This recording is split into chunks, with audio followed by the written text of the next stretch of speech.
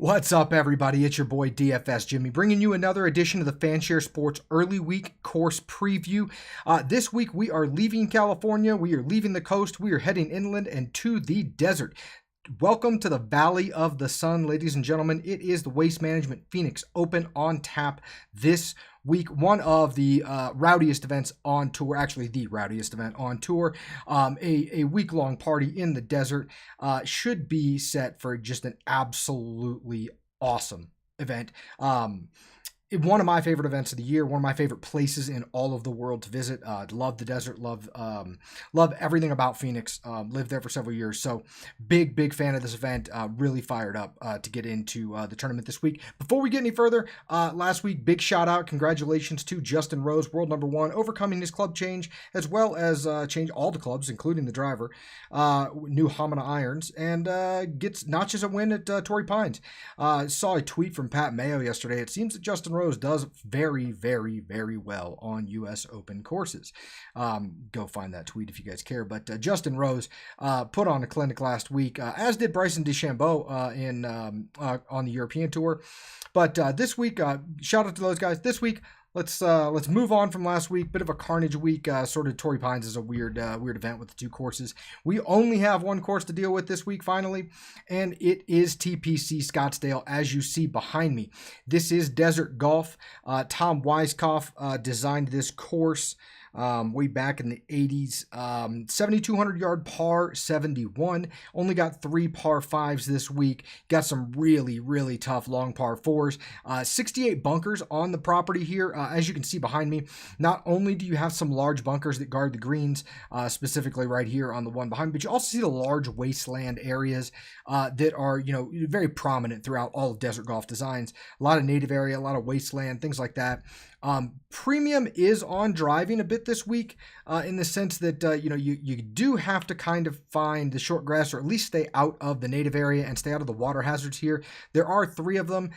They're not terribly prevalent throughout the round, but they do come in crucial, especially on the last few holes of the day. Specifically number 17, very drivable par 4. We'll get into that here in just a second. It is one of the easier courses. They have large greens, easy to hit greens. So even if guys aren't in the fairway or they're in the native area, they have a good shot of getting on the green here this week. The challenge is, can they convert that putt, and can they get it down, get it to drop? We do have Bermuda grass greens here. Normally this time of year they are overseeded with rye and poa. So putting's a little bit different, kind of similar to last week. You got some bumpiness. You got some interesting players. When we look at the guys that have had success here in the past, you'll see that you don't have to be the greatest putter to succeed here, i.e. Hideki Matsuyama, sort of his event, despite his withdrawal last year, has always shown really well at this golf course. Hideki, of course, known for his ball striking, not really for his putting.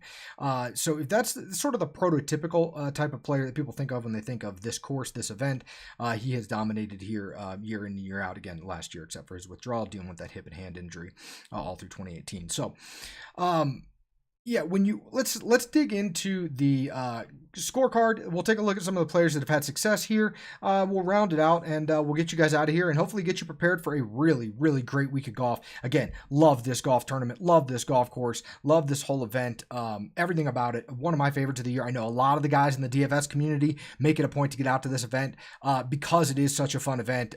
The city of Phoenix and TPC Scottsdale, they do a phenomenal job of putting on just one of the top-notch events in all of golf, in my opinion. One of the best events to go to. I've been fortunate enough to go to it a couple of times, having lived there. But again, if you have an opportunity, highly recommend this event above almost all others, maybe some of the majors. But if you're just going to a regular golf event, highly recommend that you add this one to your list if you haven't been yet. So without any further ado, let's get into the scorecard. And like I said, it is a par 71, not terribly long, 7,200 yards, averages just about 3/4 of a stroke under par. So there are some places for guys to score here. And conversely, there's a lot of long par 4s that can really eat these guys lunch if you're not on, or you're struggling in some part of your game. So to dig into where we are at. Actually, just real quick, your average winning score at this golf course over the last like 9 years has been 17.75 under par. There was one really, really, really low year that Mickelson won that kind of skews that. The reality is the winning score is probably going to be closer to like a 14, 15 under, maybe even a 13 under, depending on how difficult the course is set up this week. We do have the potential for some weather to come in this week, which is unusual for this event. Sometimes it can be a bit cool here in the mornings. In the desert, and then get baked out in the afternoons, and it really changes the waves for guys how they approach the golf course. This golf course does tend to run out quite a bit more in the afternoons as everything dries up and bakes out. Guys are getting another five or so yards on carry, 5 to 10 yards more on the roll. So the course does play very different in the morning than it does in the afternoon, especially if those temperature differences bear out this week as they have in the past. One of the things that's different about this week, maybe, and something to keep an eye on, is there is a very, very real chance for some pretty heavy rain on Saturday. Now we are a ways away, so I don't want anybody to freak out, but I do want you guys to be aware that Saturday we could have quite a bit of rain, and that could really change this golf course for Sunday. Could really, really soften up a hot desert golf course for Sunday and make it so that guys can really go low on the closing round. Again, depending on, or maybe even 2 closing rounds, depending on how much golf they're able to get in Saturday, if this weather, sort of comes about. Keep an eye on it. Not saying it's going to happen, but definitely something to be aware of, is this event is usually one that is sort of weather free. This year it looks like we do have the potential to have some rain, maybe the most unlikely event of all weather occurrences to happen in the desert this time of year. So definitely pay attention to that, because it will change how this golf course plays. Like I said, the golf course already plays differently in the afternoon than it does in the morning, just because of how hot and sort of the temperature conditions of the desert. So keep an eye on that. But as you get into the scorecard here, you see you've got the 3 par 5s. They're playing a full stroke under par over the last 8-10 years, and they're accounting for just about 30% of all your Draftkings points. And really, really important for guys to score on these holes this week. They're not prohibitively long. You're going to have some guys that are getting to a couple of them in 2. For the most part, they're the 3-shot golf holes. Depending on there's only about 2% of the field that's going to find an eagle on any of these, but about 40% of the field is going to find a birdie. So you really need to score on the par 5s, as is the case in just about any course these days. But you really need to score on the par 5s in order to to avoid bleeding strokes back on the really long par 4s. You got 5 450 plus yard par 4s that really are they're definitely the opposite side of the coin from the par 5s. They're averaging a third of a stroke over par, and they definitely can eat your lunch. You couple that with some of the tough par 3s here on this golf course, and you can see why the winning score doesn't get below 20 very often here. It is a ball striker's golf course. It is the type of course that you need to have your game. You don't have a bunch of slackers or second tier players that kind of find themselves on top of the leaderboard at this event. And when we get into it here in a second, you'll see that top notch players tend to sort of rise to the top here at this golf course, mainly because you have to put 4 really solid ball striking days together. The putts kind of come and go for guys on this golf course, it seems like, but the ball striking is where you really, really have to be on if you want any sort of consistent result throughout the week here, because there are plenty of ways to get yourself into trouble, both off the tee and into the green here, or at least get yourself out of position and just maybe not give yourself the opportunity for a birdie that you really need to keep pace with the field.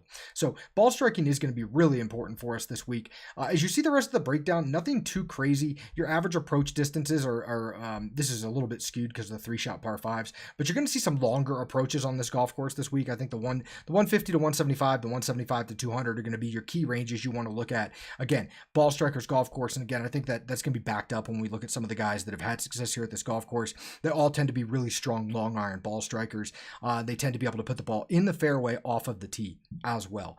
The putting is sort of what comes and goes. Guys catch a hot putter and they can really get on here, but the other part of the game has to set that up, and that's where guys are really going to rise to the top of the field this week. So premium on ball striking, that's certainly what I'm going to be focusing on, and current form.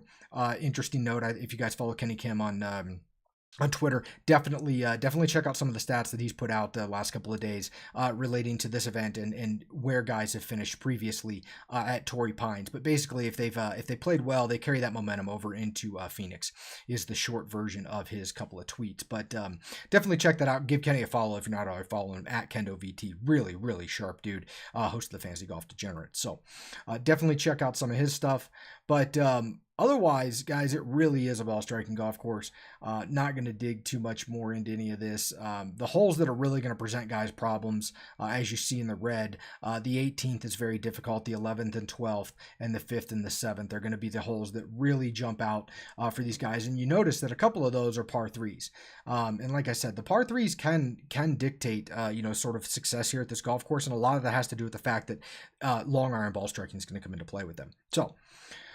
But as far as the scorecard goes, nothing too crazy. Guys can score here. The 400 to 450 yard par fives, there's 5 of them. They play basically even par. The top part of your field, or the guys at the top of the leaderboard, they're going to find birdies on these holes. Everybody else, pars, bogeys, whatever. But if you're on, you can definitely score on these 5 holes. The 400 to 450 yard par fours, guys can definitely score. If you're on and your game is tight this week, you can definitely find birdies on those holes. And that's what's going to make the difference between, the middle of the field and the top of the field. The middle of the field guys are going to, they're going to do okay. They're going to be mediocre on the long par fours, drop a shot, 1 or 2, pick up a shot on the par fives, find themselves, kind of coasting around. It's the mid-length par fours. They're going to make the difference in putting guys up into the top 10, top 20s, things like that. You do have to score on these mid-length par fours this week if you're going to separate yourself from the field and find yourself on top of a leaderboard.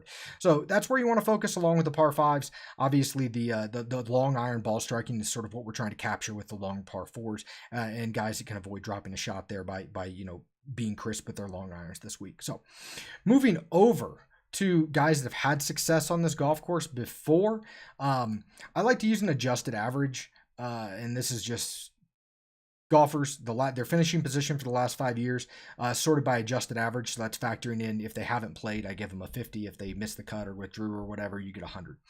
So to just sort of capture the adjusted average weighting, and what it does is it takes away this. Like Freddie Jacobsen has the best straight average because he's only played 1 time in the last 5 years, and he had a 7th place finish. That's not really helpful for us. Obviously, Jon Rahm, in the 3 times he's played very, very well here. 11th, to 16th, and a 5th, and then a couple of times he did not play. But when you do the just adjusted average, where it factors in all 5 years and it factors in the 50s and the missed cuts and everything else, Brendan Steele tops the list with a 3rd, a 16th, a 17th, a 26th, and the 6th. Really consistent at this golf course. And again, he's probably the guy that maybe embodies this the most. Great long iron ball striker, great tee to green player, not the strongest putter, right? That is the game you're looking for here. You're looking for crisp ball striking. You're looking for guys that can put it in play off of the tee, and you're looking for guys that have strong long iron games to attack pins, right? Or get themselves in positions to make a putt or two, even if they're not the best putters. You drop right down. Martin Laird, same thing. Great ball striker, not a great putter. Hideki Matsuyama, great ball striker, can't really putt very well. Jon Rahm's a bit of a different animal, but in the few times he's played here, obviously Jon Rahm, hometown guy, went to ASU, lives in the area, will be the chalkiest player on Fanduel this week, is my guess. Even at the top of the list, Jon Rahm, has played this course really well and played a lot of rounds out here throughout college. But you look at some of these other guys that have found success here in our adjusted average: Zach Johnson, Matt Kuchar, Kevin Na, all great long iron ball strikers. Daniel Berger, same thing. Not a great par 5 score, but really, really solid on your long par 4s, and that's because he's really good with his long irons. Right. So, and Daniel Berger's been playing a little bit more, getting warmed up. Ricky Fowler's had a lot of success here at this golf tournament. Found himself runner-up and in contention a couple of times. Even last year was in contention until he got to 17 with the water. So, and just unfortunate for Ricky a couple of times here. Ricky Fowler, though, great track record here. Only 1 miscut in his last 5 tries. Again, great long iron ball striker, very complete player. Always finds himself here in contention, it seems like, at least the last couple of years. Webb Simpson had some success here. Again, great long iron ball striker, not a great putter. This is a position golf course. It is a TPC course, and they tend to be a bit easier. This is maybe one of the harder TPC courses on tour, and it really does place the premium on ball striking. So, Benny On, same thing. Benny On, great. He's only played here twice. 2 really strong outings here. Benny On, not a great putter. Benny On, great long iron ball striker. So again, I can't really emphasize that enough, guys. That's maybe the one crucial thing you're looking for this week is great long iron ball striking. Everything else can kind of find their way in, but if you're in the fairway and and you're strong with your long irons, you're going to find success here because you're going to hit the green. You're going to have yourself an opportunity at a birdie. So putting yourself in position off the tee and then having that strength of long iron ball striking or being in really good ball striking form right now is going to sort of help separate these guys from the field. You scroll down, Xander Schauffele only played here once, but obviously turned in a pretty strong result. Same thing, Alexander Norn's going to be an interesting play this week. Played here last year, turned in 21st, missed the cut last week, but game is in shape. So Alexander Norn, interesting GPP play, something to keep an eye on this week. I will be releasing my model later in the week. It'll come out in my article, so keep a lookout for that. But now that we know guys have had success here, let's scroll down and see some guys that have not had success here. Maybe some big names that have failed year in and year out here. Kyle Stanley's an interesting one to me because he's a great long iron ball striker and not a great putter. Great tee to green, not a great putter. Has not found success here, unfortunately. Very interesting to me that Kyle Stanley has not found success. Ches Reavie is maybe an interesting case. Obviously, runner-up here last year when he was on that really hot streak. It seems like he was just crushing all the par 70s early in the season. Found a second place here, but prior to that, he hadn't made a cut. So, sort of a bugaboo for Ches here. Luke List, not a great course history here. Siwoo Kim, same thing. Guy's been playing well recently, has not found success on this golf course. The biggest one, though, and this is the name that I think is going to have a lot of guys sort of polarized, and this is where team course history is going to have some decision making to do, is Tony Finau. 3 missed cuts and a 22nd. In his 4 appearances here. And the 22nd came in his first appearance. Then he's had 3 missed cuts after. Obviously, Tony has elevated his game to another level compared to last year. That said, Tony Finau, not the greatest track record at this golf course. Moving up, CT Pan, a guy that might be fairly popular this week, not had the greatest course history, also a fairly small sample size, though. But Tony Finau is probably the one. He's the one guy that has really bad course history here this week that people are definitely going to want to play. He's got a nice value price tag. I think he's $9,500 this week. Pricing just came out, so I think he's $9,500. A guy that you could find the industry maybe being very polarized on. So, but really, guys, it's a long iron ball strikers golf course. Bubba Watson, despite his erratic ball flights and things like that, has found success on this golf course largely because he can bomb it all around this place and then get up and down from the rough. That is a strategy this week. It is not the strategy that has sort of bore out success long term, year over year on this golf course, but certainly something that can come to fruition. So, but I will be focused on long iron ball strikers this week. I will not be worried too much about great putters, and I'm looking for guys that are in form. I want strong mid-length par 4 scores, because again, that's where you're going to differentiate yourself from the field. Par 5 scoring is certainly important, but again, I don't think any of the par 5s are sort of prohibitive to anybody in the field being able to get a birdie on them. So I'm not going to weigh it as heavily as I might in other weeks, and definitely going to focus a little more on the par 4 scoring, because I think that's where the guys are going to separate themselves this week. So with all of that said, guys, one of my favorite events of the year. Love Phoenix, love the event, love the Waste Management Open. I hope everybody has a great week. To anybody that's going out there, enjoy it. I hope the weather's great for you. And everybody else, best of luck. We'll see you guys next week. DFS Jimmy signing off for Fanshare Sports.